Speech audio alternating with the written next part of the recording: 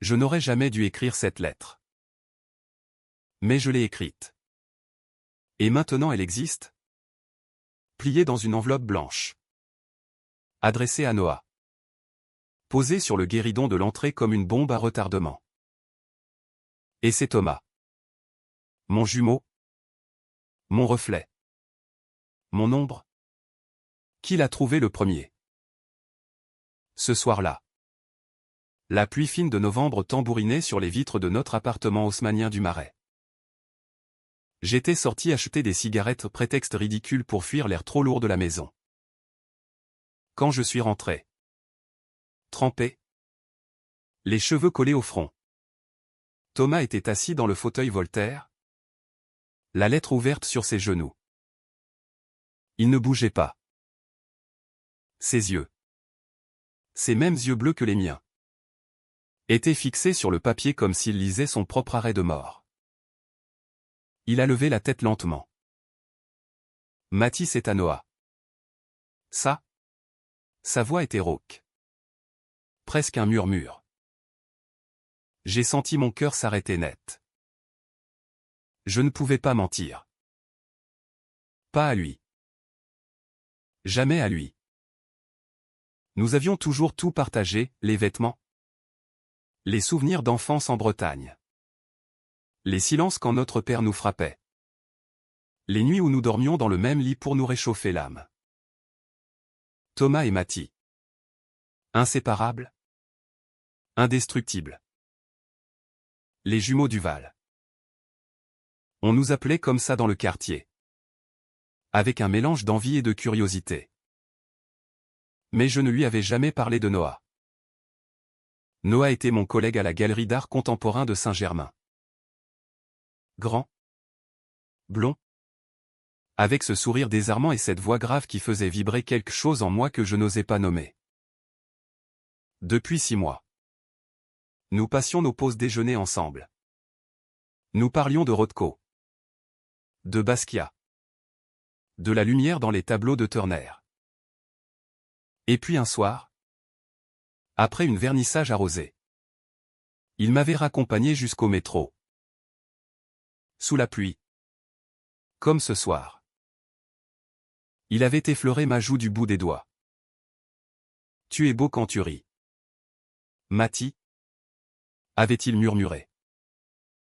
Je n'avais pas répondu. J'étais rentré. Le cœur en feu. Et j'avais écrit cette lettre. 10 pages. Des mots que je n'avais jamais dit à personne. Des mots d'amour. Des mots interdits. Peut-être. En tout cas. Des mots que je n'étais pas prêt à assumer devant le monde. Et maintenant Thomas les connaissait tous. Il a replié la lettre avec une lenteur douloureuse. Comme s'il craignait de la déchirer. Tu l'aimes? Hein? Ce n'était pas une question. C'était une constatation. J'ai hoché la tête. Incapable de parler. Il s'est levé. A fait 2 pas vers moi. Nous étions à la même hauteur. Le même corps. La même silhouette. Seule différence, Thomas avait toujours eu cette lueur rebelle dans le regard. Cette cicatrice fine au sourcil gauche d'une bagarre d'adolescence. Cette façon de porter le cuir comme une armure. Moi. J'étais le sage. Le discret. Celui qui peignait en secret dans l'atelier du fond. Il a tendu la lettre. Tu vas la lui donner? Je ne sais pas. Tu devrais. Sa voix tremblait légèrement. Je l'ai regardé. Surpris. Thomas. Le dur. Le cynique qui changeait de petit ami tous les 3 mois. Qui riait des sentiments. Me poussait à déclarer mon amour à un homme. Il a détourné les yeux vers la fenêtre. La pluie redoublait. Tu sais quand on était petit. Je rêvais qu'on reste toujours ensemble. Que rien ne nous sépare jamais. Il a ri. Un rire amer. Pathétique. Non. Je n'ai rien répondu. Je sentais qu'il y avait autre chose. Quelque chose de plus profond qui remontait à la surface. Il a repris. Plus bas. Mais si tu aimes Noah, alors va le voir. Ne fais pas comme moi. Ne garde pas tout à l'intérieur jusqu'à ce que ça te bouffe. Je l'ai pris dans mes bras. Instinctivement. Il s'est raidi une seconde. Puis s'est laissé aller. Son front contre mon épaule. Je sentais son cœur battre trop vite. Cette nuit-là. Nous n'avons pas dormi. Nous avons parlé jusqu'à l'aube. Assis par terre dans le salon. Une bouteille de vin rouge entre nous. Il m'a raconté ses peurs. Ses échecs. Sa solitude malgré les soirées et les amis. Moi. Je lui ai confié mes doutes sur mon orientation. Cette attirance que je combats depuis l'adolescence. Cette honte viscérale héritée de notre éducation catholique rigoriste. À un moment, il a murmuré. Tu sais. Mathie, parfois je me demande ce que ça ferait d'être à ta place. D'oser. Je n'ai pas compris tout de suite ce qu'il voulait dire. Le lendemain matin. Noah m'a appelé. Sa voix joyeuse, alors? Ce café qu'on devait prendre? Ce soir? J'ai accepté. Le cœur battant. Mais quand je suis sorti de la douche, Thomas était dans ma chambre. Tenant la lettre. Il l'avait relue. Ses yeux étaient rouges. Je peux venir avec toi, a-t-il demandé soudain. Chez Noah? Non. Juste au café. Je resterai à une table à côté. J'ai besoin de sortir. J'ai trouvé ça étrange. Mais j'ai accepté. Après tout. C'était mon jumeau. Le café était un petit bistrot caché rue de Bussy. Avec ses banquettes en cuir rouge et ses miroirs anciens. Noah était déjà là. En pull col roulé noir. Ses cheveux blonds éclairés par la lumière tamisée. Il m'a souri en me voyant. Et mon estomac s'est retourné. Mais derrière moi. Thomas est entré aussi. Il a salué Noah d'un signe de tête poli. Puis s'est installé à une table voisine. Commandant un expresso sans un mot. Noah a froncé légèrement les sourcils. Ton frère? Oui. Il avait besoin de prendre l'air. La conversation a commencé normalement. Nous parlions de l'exposition prochaine. D'un artiste coréen que nous adorions tous les deux. Mais je sentais le poids de la lettre dans ma poche. Je l'avais apportée. Je voulais la lui donner. À un moment, Noah a posé sa main sur la mienne. Sur la table. Un geste naturel. Tendre. Mathie. Je suis content que tu sois venu. Vraiment. Mon cœur cognait si fort que j'ai cru qu'il allait l'entendre. C'est là que Thomas s'est levé brusquement. Il est venu jusqu'à notre table. Les mains dans les poches de son blouson. Excusez-moi. A-t-il dit à Noah. Je peux vous emprunter mon frère 2 minutes. Noah a souri. Un peu surpris mais amusé. Bien sûr. Thomas m'a entraîné dehors. Sous le haut-vent. La pluie avait cessé. L'air était froid et pur. Donne-lui la lettre. A-t-il dit d'une voix pressante. Tu es sûr? Oui. Fais-le. Avant de regretter toute ta vie. Il avait les yeux brillants. Je ne comprenais pas son insistance. Mais j'ai obéi. Je suis rentré. J'ai sorti l'enveloppe de ma poche. Je l'ai tendue à Noah. Il l'a ouverte. A commencé à lire. Son visage a changé progressivement, surprise.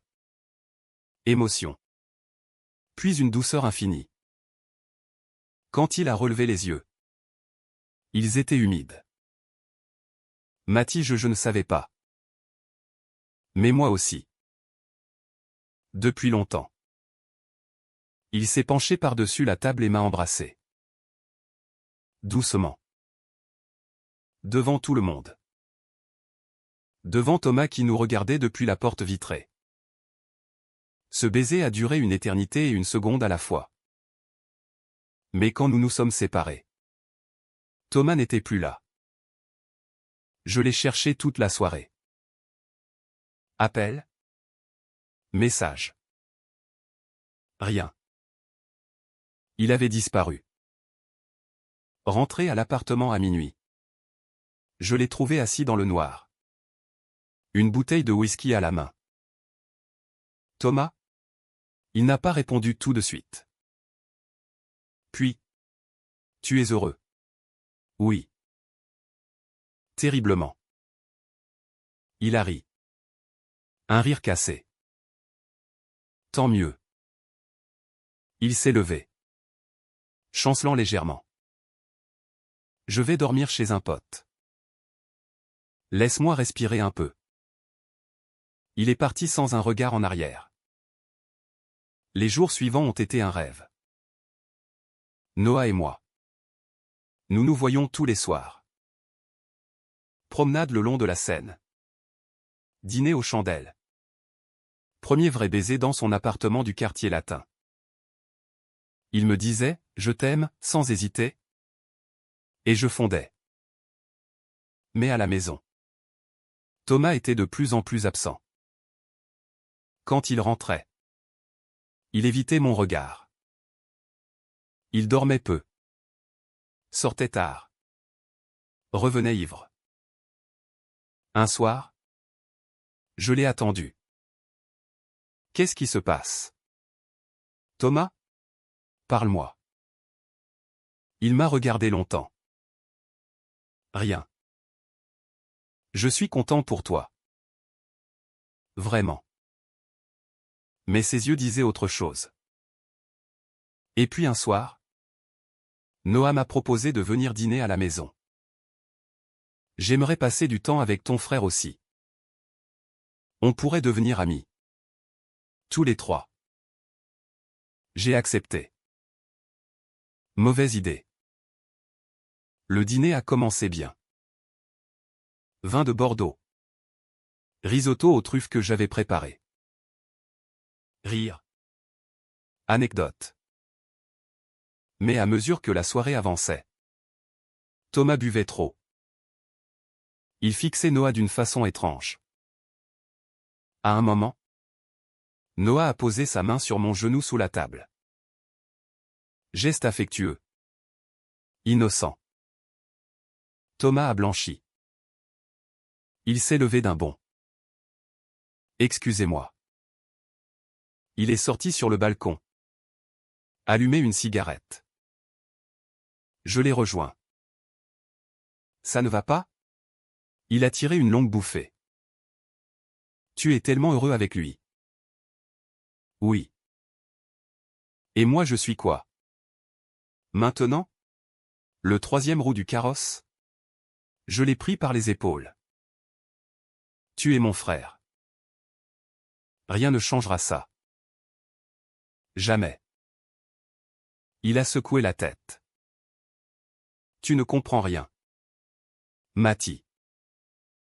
Rien du tout. Il est rentré. A pris son blouson. Je sors. Amusez-vous bien. La porte a claqué. Noah m'a regardé. Inquiet. Il est jaloux? Non. Il a juste du mal avec le changement. Mais au fond de moi, une angoisse sourde grandissait. 2 semaines plus tard, le drame a éclaté. Je rentrais d'une journée à la galerie quand mon téléphone a sonné. C'était l'hôpital Saint-Antoine. Monsieur Duval? Votre frère Thomas a eu un accident de moto. Il est en réanimation. Le monde s'est effondré. J'ai accouru. Noah m'a accompagné, tenant ma main dans le taxi. Thomas était là, branché à des machines. Le visage tuméfié. Une jambe plâtrée. Il était conscient, mais faible. Quand il m'a vu, ses yeux se sont remplis de larmes. Pardon? Mati.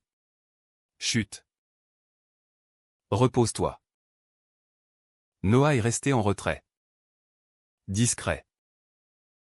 Les jours suivants. J'ai veillé Thomas nuit et jour. Noah venait souvent. Apportait des livres. Des fruits. Thomas le remerciait poliment. Mais son regard était vide. Un soir, nous étions seuls. Thomas m'a pris la main. J'ai quelque chose à te dire. Quoi? Il a respiré profondément. La lettre, ce n'était pas seulement pour t'encourager que je voulais que tu la donnes à Noah. Je l'ai regardé sans comprendre. J'étais jaloux. Mais pas comme tu crois. Il a fermé les yeux. Depuis des années. Mati, je t'aime. Pas comme un frère. Comme plus. Le silence a été assourdissant. Quand j'ai lu ta lettre à Noah, j'ai cru mourir. Parce que tous ces mots, je les aurais voulus pour moi. Je rêvais que tu les écrives pour moi. J'étais pétrifié. L'accident, ce n'était pas vraiment un accident. J'ai lâché le guidon. Une seconde. Parce que je n'arrivais plus à supporter de te voir avec lui. Des larmes coulaient sur ses tempes. Je ne savais pas quoi dire. Mon jumeau. Mon reflet. L'être que j'aimais le plus au monde m'aimait d'un amour interdit. Je me suis levé. Étouffant. Thomas, je ne peux pas. Il a hoché la tête. Je sais. Je sais tout ça. Mais il fallait que tu saches. Je suis sorti dans le couloir. Les jambes tremblantes.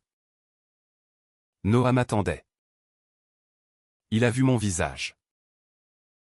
Qu'est-ce qui s'est passé? Je lui ai tout raconté. En pleurant.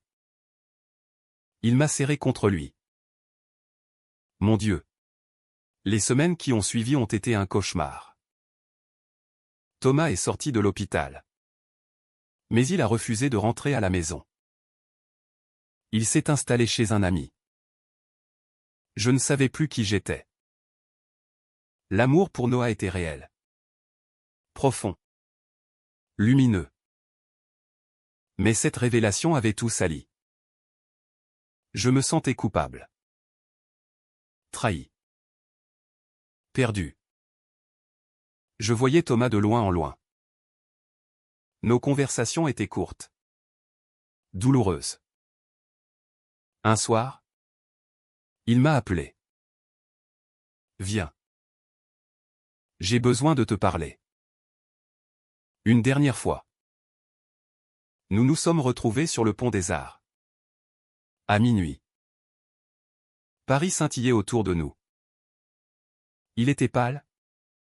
Amaigri. Je pars. Mati. Où? À Berlin. Un ami m'héberge. Je vais essayer de recommencer. J'ai senti mon cœur se briser. Je t'aime toujours. Je t'aimerai toujours. Mais je ne peux plus vivre près de toi en te voyant avec lui. Ça me tue. Il a sorti une enveloppe de sa poche. C'est pour toi. Lis-la quand je serai parti. Il m'a embrassé sur le front. Comme quand nous étions enfants. Sois heureux. C'est tout ce que je te souhaite. Il s'est éloigné dans la nuit. Je suis resté là. Seul. La lettre à la main. La lettre de Thomas faisait 20 pages. Il y racontait tout, les premiers troubles à l'adolescence. Quand il me regardait me changer et détournait les yeux. Honteux. Les nuits où il pleurait en silence à côté de moi. Les filles qu'il fréquentait pour se convaincre qu'il était normal. La douleur quand il avait compris que mes sentiments pour Noah étaient sérieux. Il écrivait. Tu es mon autre moitié. Mais je sais que cet amour est impossible. Je ne te demande rien. Je te libère. Vis ta vie. Mati. Aime Noah. Je vais apprendre à vivre sans toi à mes côtés tous les jours. Ça prendra du temps. Peut-être toujours. Mais je le ferai. Pour toi. Je l'ai lu sur le pont. Sous les réverbères. Les larmes brouillant les mots. Noah m'a retrouvé là. Transi de froid. Il m'a enveloppé dans son manteau. Il est parti? Oui. Il m'a serré fort. Tu n'es pas coupable. Mati. Tu n'as rien fait de mal. Mais je me sentais coupable quand même. Les mois ont passé. Thomas m'envoyait parfois des messages depuis Berlin. Des photos de l'Asprey. Des expositions. Des concerts. Il semblait aller mieux. Il avait rencontré quelqu'un. Un Allemand prénommé Lucas. Il n'entrait pas dans les détails. Mais il souriait sur les photos. Noah et moi avons emménagé ensemble dans un petit appartement avec vue sur les toits de Paris. Nous avons adopté un chat. Exposé mes tableaux. Voyagé en Italie. Mais il y avait toujours cette cicatrice. 1 an plus tard. Thomas est revenu pour Noël. Nous nous sommes revus dans un café du Marais. Il était différent, plus apaisé. Les cheveux plus courts. Un tatouage discret au poignet. Nous avons parlé longtemps. Sans tabou. Il m'a dit, je t'aime toujours. Mais plus comme avant. C'est devenu un amour fraternel profond. J'ai compris que je confondais dépendance et amour. La thérapie m'a beaucoup aidé. Je lui ai présenté Noah officiellement. Comme mon compagnon. Thomas lui a serré la main. Sincèrement. Prends soin de lui. Il le mérite. Noah a souri. Je sais. Ce soir-là. Nous avons dîné tous les trois. Rire. Souvenir. Projet. 2 ans plus tard. Par un beau soir de printemps. Noah et moi nous sommes pacsés sur une péniche sur la Seine. Thomas était là. Au premier rang. Avec Lucas à son bras.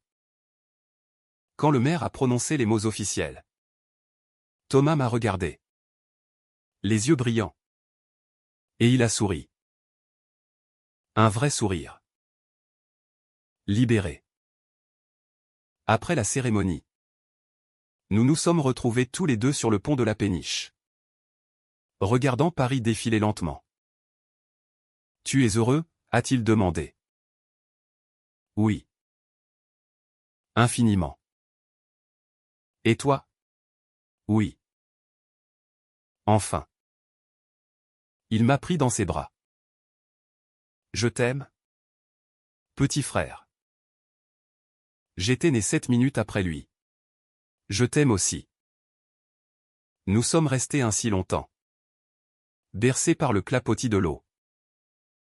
L'amour prend parfois des chemins tortueux. Douloureux. Incompréhensible. Il peut blesser. Détruire. Consumer. Mais il peut aussi guérir. Reconstruire. Libéré.